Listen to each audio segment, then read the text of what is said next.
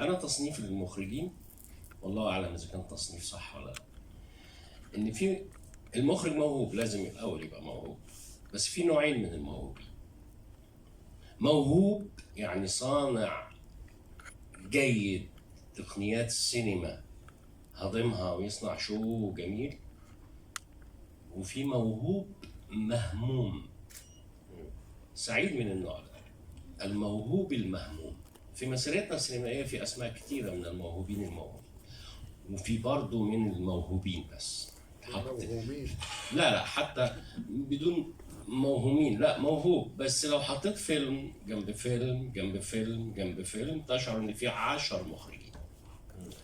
المهموم لا، المهموم هتلاقي في ملامح مشتركة بين الأفلام، على رأسها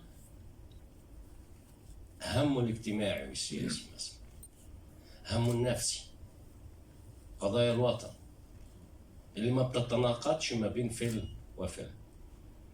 طب هنا الملامح فين؟ المرأة والسطور مثلا،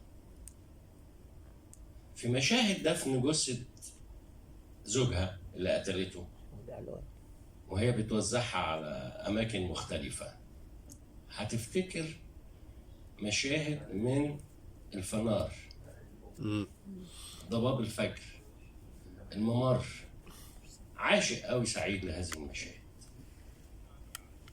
الالتفات، الخوف. في مشاهد تانية في المرأة والسطور، وكمان في المزنجون اللي قبله بكتير، هتلاقي لازم حاجة بتقطع الكدر، ربما ضرفة باب،